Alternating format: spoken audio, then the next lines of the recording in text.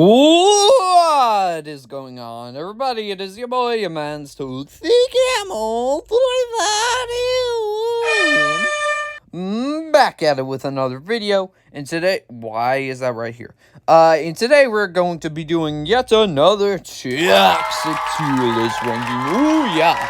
And today we're going to be doing an updated toxic tier list ranking of all the MCU movies, including Deadpool and Wolverine. But before we get sexual, begin the video itself, guys, don't forget to subscribe if you're new to the channel. Next time on, it's absolutely free, and I'm sure on the road to 1,000 subscribers. Just 900. No, not 1,000. Sorry, 2,000 subscribers. Just 980 away now, and also maybe help with the YouTube algorithm, recommend it, and more people. Maybe they could join that talk. And do feel free to comment your list down below. But that being said, guys, let's get right into it. Yeah. And before we get right into it, yeah. Here are the tiers. So we have best of the best, which means they're like close to 5 stars, like really close, or 5 stars. I love them. Great means they're close to best of the best, but there's a minor thing holding it back. Toxic goodness means it was good. It was a solid time, and it was good MCU movie. Decent means it was watchable, but it's like not one of the best MCU movies. Okay means overall it's like a mixed bag. I don't know how to think about it. Meh means it was just there. It was just there. And then toxic trash means dumpster fire, the worst MCU movies. So first up we have Iron Man, the one that started it all. And Iron Man goes, this is tough. I mean, it's justified putting it in the best of the best. It's probably, I'll just admit it right now, probably it's a low-rung best of the best for me, but it's still an amazing movie. It kicked off the MCU. RDJ was a perfect, even though we were hesitant about him being Iron Man and Iron Man getting his own movie, he blew it out of the water and was probably one of the most perfect casting choices for any Marvel or DC or comic book hero ever, and he executed that performance really well. Obadiah Stane, I think, or Ironmonger, whichever term you prefer to call him by, I think he's a really underrated villain. He was should I say he's underrated, because he was for overall the first villain, but he's played great. I think Jeff Bridges doesn't get enough credit because he played that character amazingly in the movie. It has a bunch of good side characters in here with Happy, Jarvis, of course, and Pepper Potts. All the standout sequences with Iron Man learning how to fly the suit are really cool. And overall, it's best of the best. What else can I say? Next up, we have the Incredible Hulk. Now, this might be the hottest take I have on here, but Incredible Hulk, for me, goes into the great tier. I've always loved it ever since I was a kid. I was born 2007, and I grew up with most of the, like, old comic book movies. So that would be, it's not old, but the ones that came around before then and around that time. So I grew up with Iron Man, the Incredible Hulk, Daredevil. No, I didn't grow up with Daredevil. I, watched that 2000. Oh, I watched that when I was 5, I think. But the original Fantastic Four movies, these two, and the Tobey Maguire Spider-Man trilogy, all of those movies I grew up with, and I always loved this movie. I thought the action sequences were great with Hulk fighting the army, and also the final battle with Abomination. That opening sequence, man, I think that's really cool, because it's kind of like a horror movie where a bunch of army soldiers are enclosed in, and basically you have the Hulk being like a horror monster villain, kind of popping out of nowhere and then taking them out one by one. That's a really cool sequence. Now, why it didn't go best of the best, even though I do love this movie, is I think that the relationship between Bruce and Betty, while being cute and all, is still a little bit cringeworthy with the dialogue. I don't know. It's just, Like, Liv Tyler does a good job at acting, but, like, some of the dialogue they give her for that character, I don't know what they do with Betty Ross. But anyways, otherwise, still love this movie, and William Hurt's, of course, as well, great as Thunderbolt Ross, and it's a shame Edward Norton was hard to deal with, because I would have loved if he was still Hulk in the MCU, so, but it is what it is. Then we got Iron Man 2. And Iron Man 2, I will put in okay. It's watchable, but oh my goodness. Probably out of all the movies on here, it is the most jumbled mess out of all of them. I mean, you have a bunch of different storylines going on. You have the storyline where Tony is sick, sick from his arc reactor in his chest. Then you also have Whiplash on the run while Justin Bieber is also... Did I really just say Justin Bieber? Justin Hammer. Wrong. Oh my gosh. Justin Hammer, where he's trying to basically become the new standout billionaire playboy out of all of them. You also got Rhodey trying to basically take the Iron Man suits off of Tony Stark's hands. Is that pretty much all I can think about really? Yeah, it just has a whole lot of storylines going for it. Like, don't get me wrong, as I said before, it's watchable, but it's very jumbled mess. And then you also have the debut of Black Widow in here, played by Scarlett Johansson, of course, which she's a really a good character in here for the amount of time, screen time she has on here. So, yeah, it goes into okay. It's okay. Then we got Thor, and Thor goes into decent. I think it's decent. Loki's a great villain. This has a very unique style to it that I really love, that Kenneth Branagh directed this, with all the, with Asgard, of course. They did a great job with all the, set designs and stuff. I think that the Bifrost, no, not the Bifrost, I forgot what the planet is called, but the planet with all the frost giants, when Thor and the Warriors 3 and Lady Sif, when they all fight the frost giants, that's a great action sequence, and I think that's definitely a very underrated, action sequence in the MCU. Trying to think. Originally, fun fact, Tom Hiddleston was supposed to be Thor for this, which I can't imagine what he would... I can't imagine what that would have been like now, so I'm glad he's Loki, so there's that. And overall, yeah, it's a decent time. It's just, it's not my favorite, one of my favorite MCU movies, that's for sure, but it's decent. Then we got Captain America the First Avenger, and Captain America the First Avenger goes into good, or talks to goodness, I should say.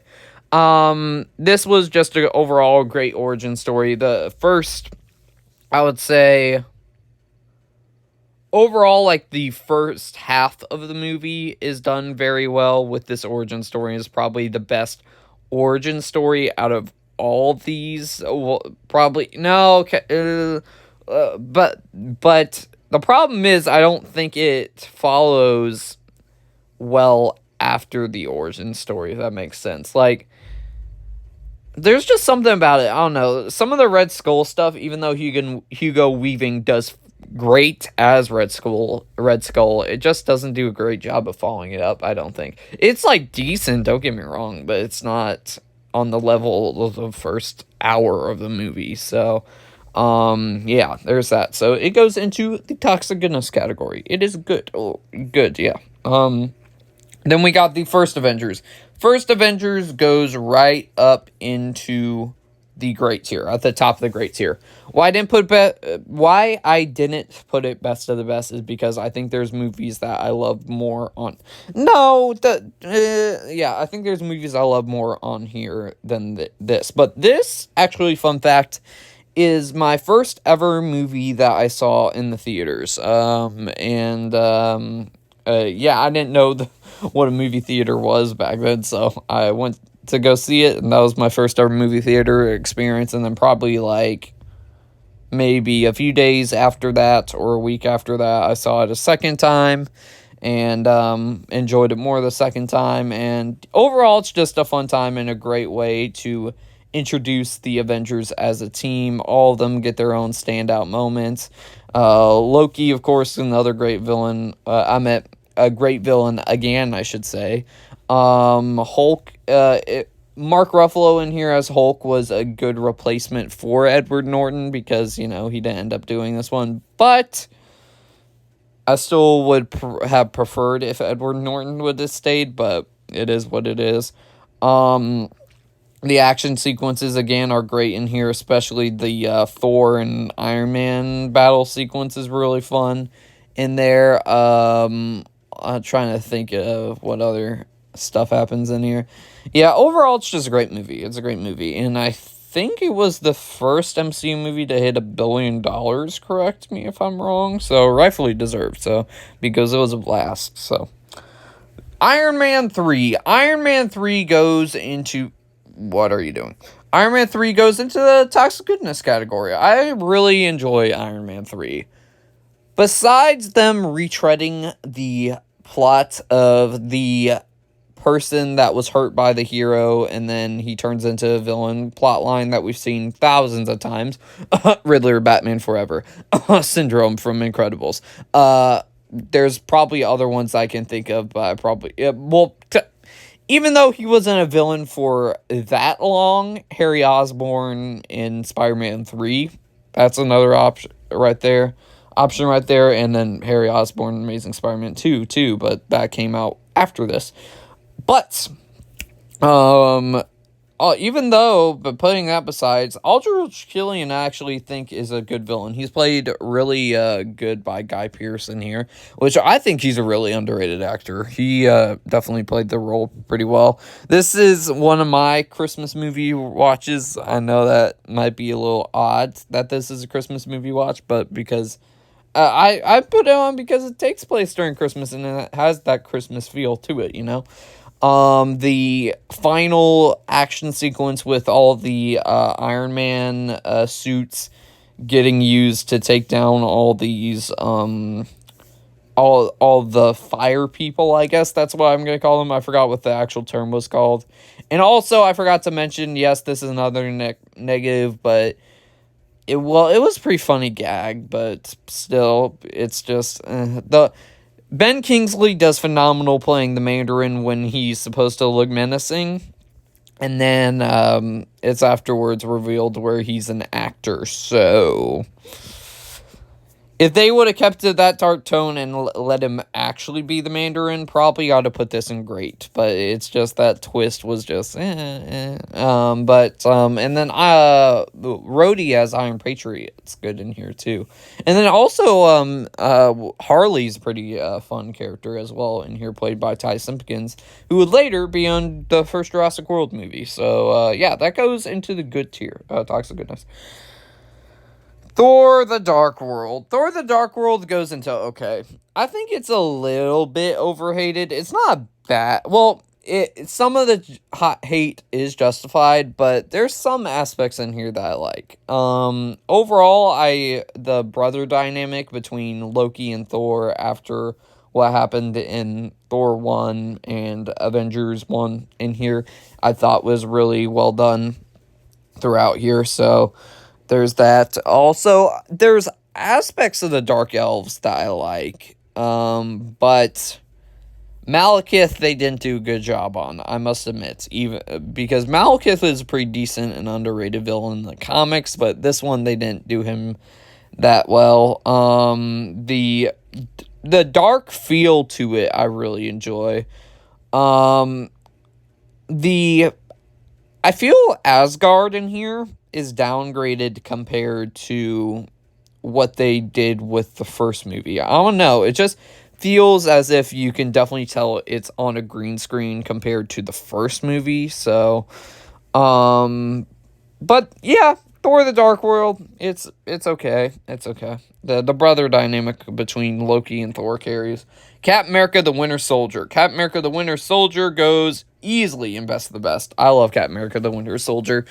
It's probably up there for, like, one of the more darker MCU movies out of the bunch, besides another one which we'll eventually talk about, but The whole entire tension with Bucky and Captain America and Steve in here is really well done. The Alexander Skarsgård. No, wait, is it Alexander? What the heck is this guy's name? I forgot what his name was. But the main Hydra head in this, played by, oh, what's his name? Gary. No, not Gary Oldman. What am I thinking of?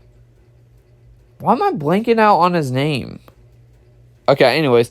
But the guy from Butch Cassidy and the Sundance Kid, that plays the villain in here, I think he's also another underrated villain that a whole lot of people don't talk about. But, wait, his name just popped up in my head. The character, the actual character, Alexander Pierce. Is that what his name is? I think that's what the character's name is. But I think he's really underrated in here. The action sequences are phenomenal. Elevator sequence. The fight between Bucky and Captain America later on in the movie. Sam Wilson, Falcon, gets introduced in here, which he's a fun new addition to the movies as well. And Black Widow, this was kind of a Black Widow movie too, in a sense as well. So I love Captain America: The Winter Soldier. It is best of the best for me. Then we got the hooked on a feeling. Guardians of the Galaxy. Awesome. Everyone was expecting this to be bad, and it actually turned out to be surprisingly amazing. We all loved Guardians of the Galaxy. I haven't heard one person say a negative thing about it yet. So, but yeah, it was so much fun. Who thought that talking raccoon and a tree that says "I am Groot" the whole entire time would be amazing characters, but in a movie. But here you go. Chris Pratt as Star-Lord was really fun in here as well. Dave Bautista, basically his real first big role in movies, period, probably in his career, was this, with him as Drax the Destroyer, which he's awesome in here. Zoe Saldana as Gamora is really good. Besides maybe Ronan being kind of generic, there's aspects of him that I do think that work, where he does seem threatening. So there's that. And then yeah, and it's just overall a great time, and I loved it. So there you go. Next up, we got Avengers: Age of Ultron. And Avengers: Age of Ultron,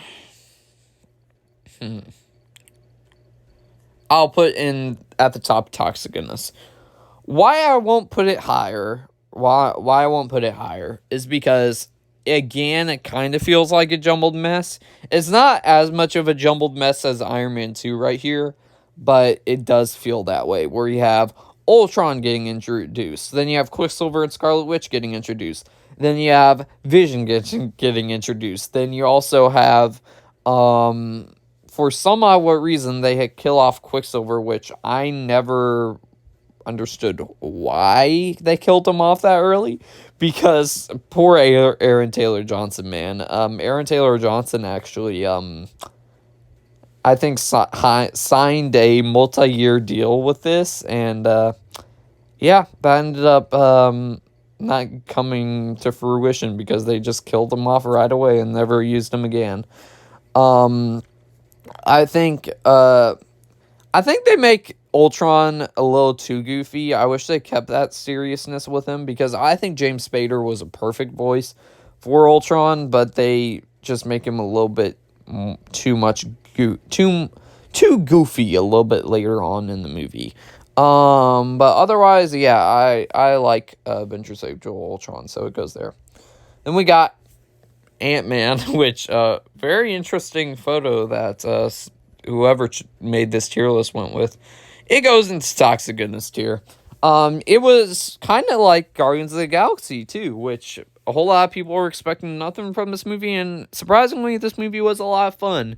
You have a lot of fun action sequences in here as well, with the fight scene where in Cassie's bedroom, where they're fighting amongst the toys with the ants and stuff. That's really fun, and it's also a heist movie, and the heist aspects I think are really fun in here too. Where negatives come in, I think Darren Cross as, where I think he's acted well. It's just they use the same plot line that they used for Aldrich Killian, Riddler, Harry Osborn in both versions, and Syndrome. They use that again, this time with Yellow Jacket, which kind of makes him generic. Yeah, it's a fun time, and the heist movie aspect definitely carries. I'll put it, yeah, right there. Next up, we got Captain America Civil War, and Captain America Civil War goes into best of the best as well. I love Captain America Civil War. I think I watched this I only watched it once in theaters, but I thought it was awesome. And watched it plenty of times at home over and over again. It delivers on the aspects you want from the Civil War movie, with the whole entire Avengers fighting each other with in epic battle sequences, like the airport sequence, of course, and then the final action sequence too, where Bucky and Captain America are both fighting Iron Man. And Baron Zemo is a villain, even though he has the same motive as pretty much all the other ones that I mentioned with Aldrich Killian, Darren Cross, and stuff.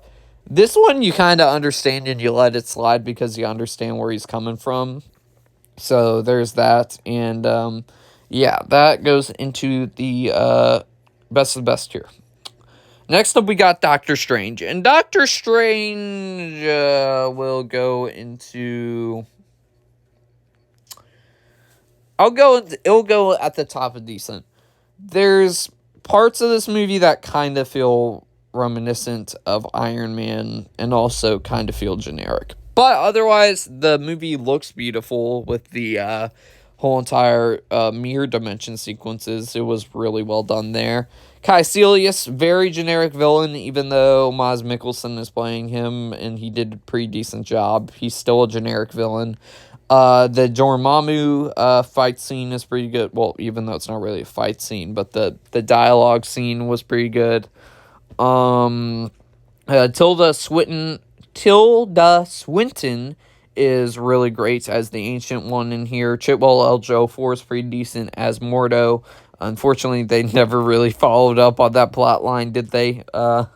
With that version of Mordo, I should say. And overall, it's just it's a watchable movie. It's a watchable movie. It just feels a little bit generic.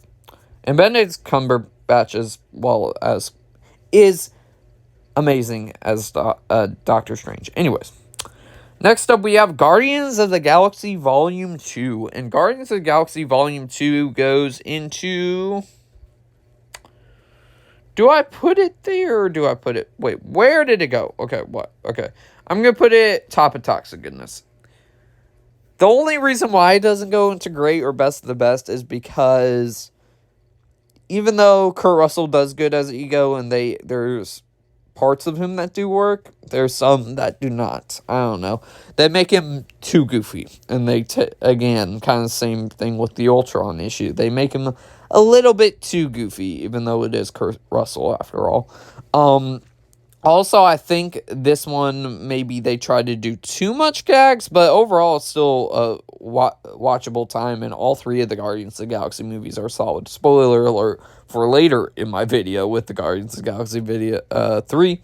But it's adds a couple extra layers to Star-Lord and Yondu as character. More particularly Yondu. Yondu gets a lot of layers added to his character in here.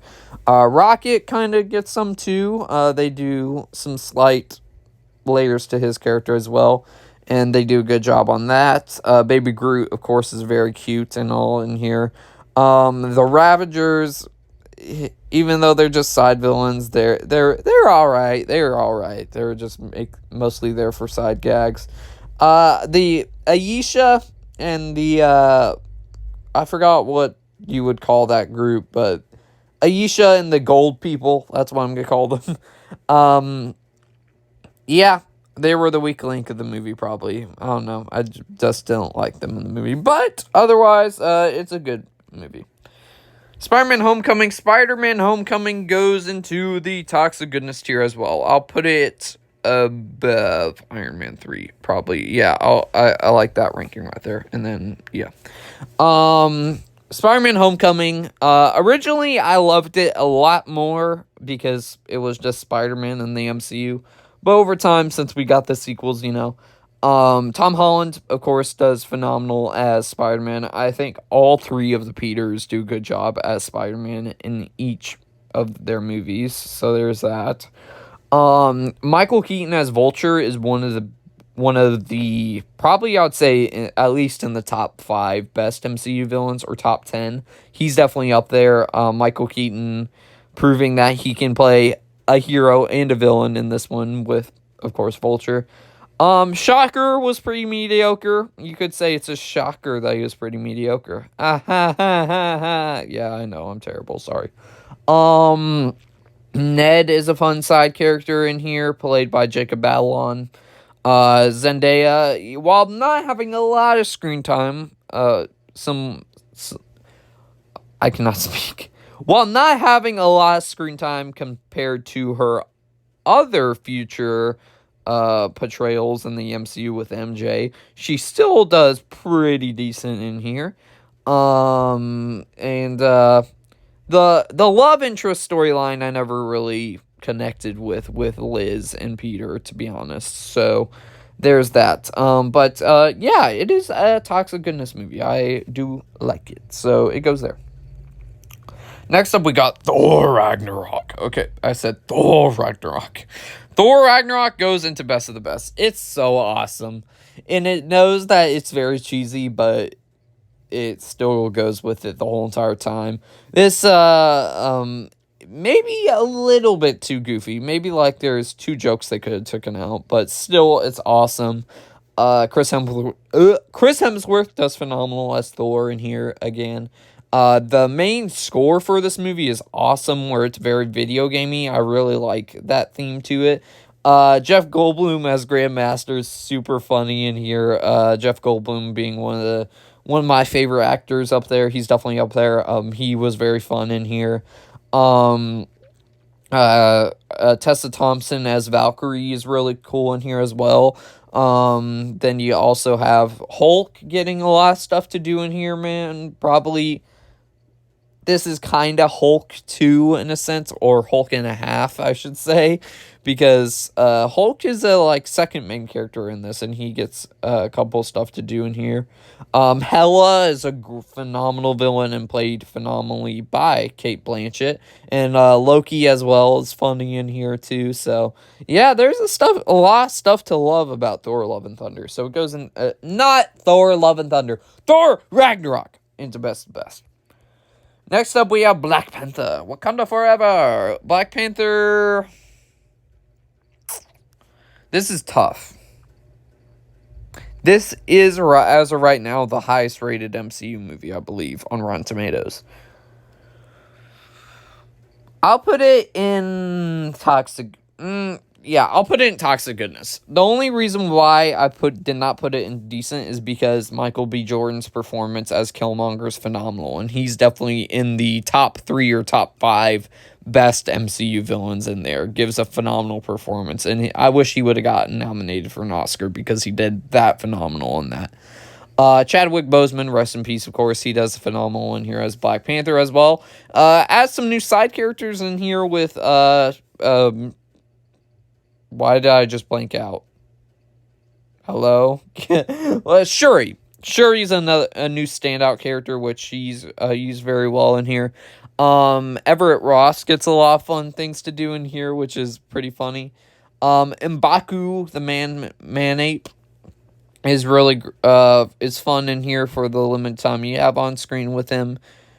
As for negatives, it feels kind of generic, but it's still pretty solid. And also, the fight sequence between Killmonger and Black Panther is too CGI heavy, and you can definitely tell it's CGI. I don't like that sequence.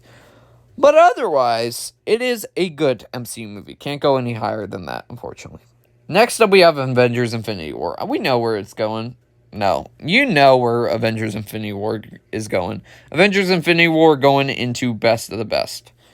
I I'll never forget this movie theater experience. After the movie ended, me, my sister, and my dad, my mom went to the car, and then we were on the way back home, and we didn't say anything because the ending was so, oh my goodness, like, it was so heartbreaking and stuff in here. Um, Josh, this is technically, if you think about it, really, this is technically Thanos' movie, which, to be fair, they do an amazing job with him as a villain. Josh Brolin does great job playing as him. Has a bunch of different side plots going on at the same time, where you have Thor, Rocket, and Groot going to make Thor a new hammer. You have Captain America, Falcon. Wait, was Falcon there too? Yeah, Captain America, Falcon, War Machine, Black Widow, Hulk, Vision, and Scarlet Witch trying to go to Wakanda. Then you also have Bucky in Wakanda. I forgot to mention that too. And they have a lot of stuff going on in here, and they follow each part of the story very well and then connect them eventually. Yeah, overall, best of the best. What else can I say? There we go. Ant-Man and the Wasp. Ant-Man and the Wasp goes into decent. I think I still prefer... no, Toxic Goodness. I think the two Ant-Man movies are like neck and neck with each other. I think they're right there because they're both know the type of movies they are, and they're just very small scale, no pun intended.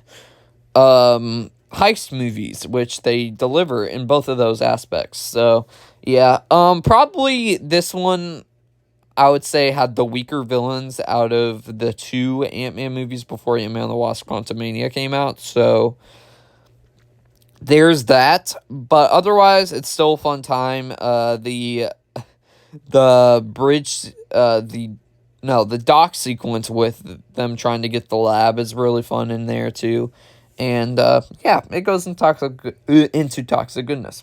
Captain Marvel. Oh wait, what the heck just happened? Okay, Captain Marvel goes into meh. It's overall just a meh superhero movie. The only thing in here that's good about it is the young Nick Fury stuff. I really enjoy that. However, everything else, generic. Next up, we have Avengers Endgame. In Avengers Endgame, we know where that's going to. Avengers Endgame goes right at the top of best of the best. If this would have ended the MCU, it would have been perfect send-off right there. But of course they kept on going, which I'm kind of glad they did, but I'm kind of a little mad that they didn't, So I'm 50-50 on the whole entire situation. But do I really need to say anything? Everything about this movie was awesome. Maybe not Smart Hulk. Smart Hulk, I think, was just a one-time thing, so it didn't really bother me that much. Well, actually, now that I think about it, no, he popped up in She-Hulk again, which... but as a first-time thing for the movie, they used him pretty well. Fat Thor, I'm mixed on. There's some funny moments with him, but otherwise, yeah, I love Avengers Endgame. So who doesn't, Spider-Man Far From Home. Spider-Man Far From Home goes Toxic Goodness as well. I think if you would have asked me originally, I would have said I liked Homecoming more. But now I think I like Far From Home more. Just because it takes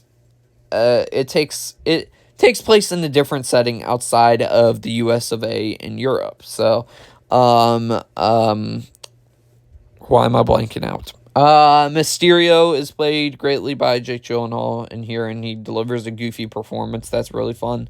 And the ending is, whoa, what happened there? That's crazy. So there's that. And then MJ and Peter, of course, are together. So yeah, that's cute.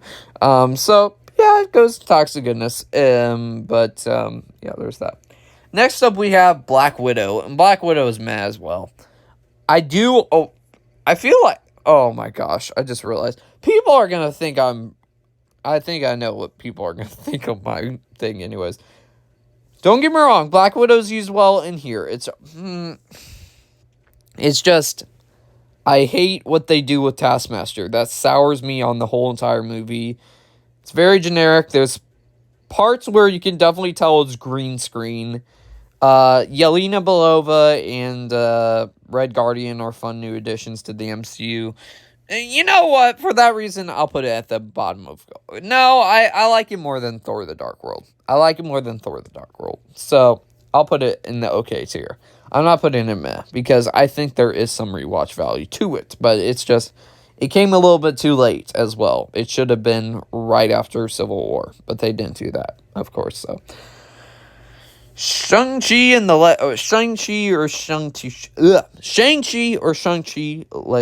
of the Ten Rings goes into toxic goodness. A whole lot of people weren't expecting crap from this movie as well, and it was actually surprisingly a good time.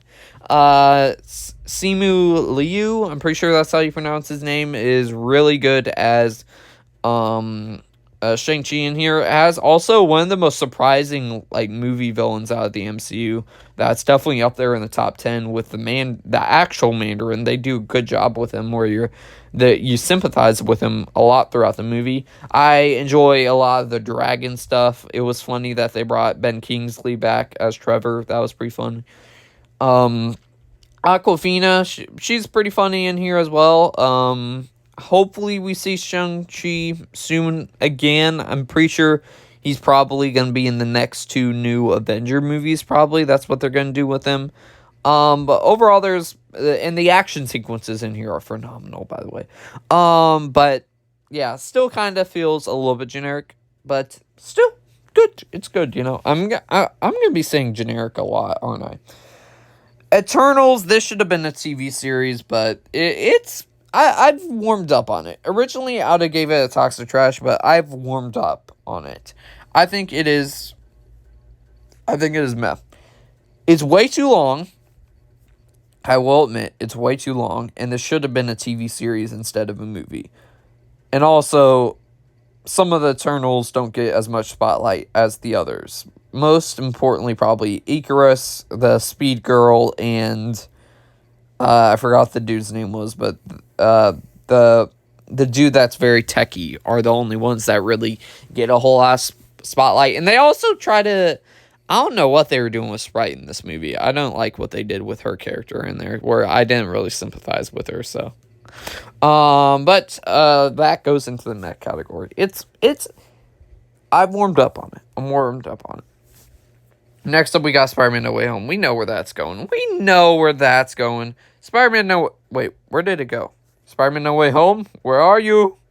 Why am I blind here? Oh, there it is. Spider-Man No Way Home goes best of the best as well. Ultimate fan service for Spider-Man fans. And do I need to say anything else? They actually popped up in the movie. If you know who they is, you know who they is. Doctor Strange and the Multiverse of Madness. Doctor Strange and the Multiverse of Madness, I'll put toxic goodness. I did overall enjoy it more than the first Doctor Strange. Overall, still, you're gonna call the movie Multiverse of Madness, and you didn't add a whole lot of madness. There's some madness in there, but you could add it a little bit more. Why I put it a little bit higher as well is because this is kind of the horror movie of the MCU, which they do a good job on, with Wanda as the villain, which they do a nice transition from her to a hero as a villain in this. So, yeah, it goes toxic goodness. Thor Love and Thunder, toxic trash. I do not like this movie at all. Originally, the first time I watched it, I thought it was, okay. But no, over time, this is the worst MCU movie. I can't think of a single thing I loved about it. This is the most jokiest MCU movie out of all of them, and all the jokes land flat for me. Maybe one time I laughed, but that's pretty much it. I do not enjoy this movie whatsoever. Black Panther Wakanda Forever. Black Panther Wakanda Forever, I'm putting great. They did such a great job of paying tribute to Chadwick Boseman. Maybe a little bit too long, but they did do a phenomenal job of doing that. And the Namor was a really good new villain as well, which a whole lot of people don't talk about. And I liked the whole entire Atlantis side of things. Well, not Atlantis, right? Does he call it Atlantis or does he call it something else? I forgot what he calls it down there. But anyways, great. Next up, Ant-Man the Wasp: Quantumania. It's okay. I don't understand why it's the lowest rated Rotten Tomatoes movie, because even Thor: Love and Thunder has a higher score than Thor: Love and Thunder has a higher score than Incredible Hulk, which I think is so stupid. But King the Conqueror is a pretty good villain. Jonathan Majors, before everything went to crap, he plays him really, really good in here. And I think there's a lot of stuff that they explore in Quantumania that I do enjoy, but I still don't. It's not amazing by any means. Next up, Guardians of the Galaxy Volume 3. Man, oh man, bro. This goes best of best for me. It's either second or third favorite MCU movie for me. They closed out the Guardians of the Galaxy's arc perfectly for each and every single one of them, where they closed out. This one also made probably Rocket, in my personal opinion, in at least the top 5 best MCU characters. He might be my number 1. They do such a good job of building him up throughout the movie and give him such tragic aspects to his character with his backstory that, of course, I knew what was going to happen because, I played the video game Guardians of the Galaxy Telltale series and knew what happened, basically. And they did a great job of portraying that on screen. Star-Lord's really good in here, too. They kind of undo what they did. They make him into a better character after what happened in Avengers Infinity War, where he screwed everything up and basically got everyone killed. Sorry, Star-Lord, but it is what it is, and he knows that, I bet. The whole time, the one thing I will say that I was mixed about was Gamora, how they used her in this. But, they use all the Guardians pretty well in this. So, yeah, it goes best to best. Next up, we got the Marvels. The Marvels, I will put in okay. Okay. Black Widow, I'm actually moving up to decent, and the Marvels, I'm putting okay. It's better than the first Captain Marvel, but still, that isn't saying much. But, Kamala Khan definitely carries this movie more, I would say, because of her charm that she brought from the TV show to the movie.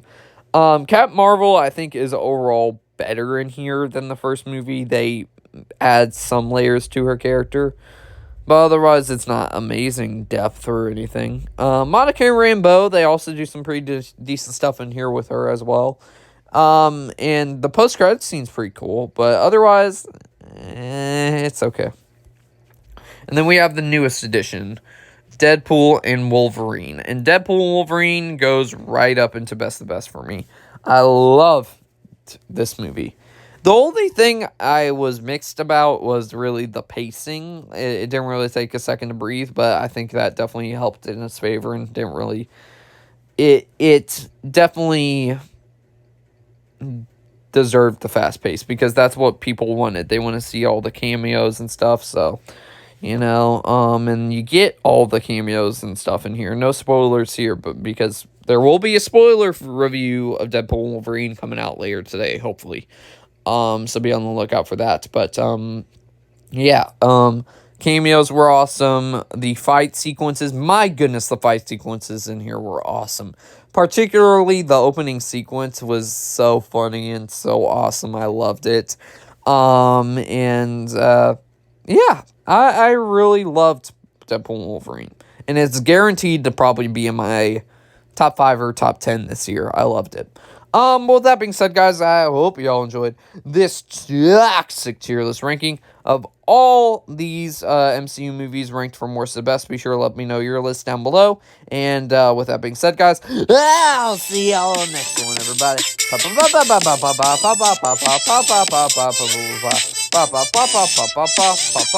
Peace.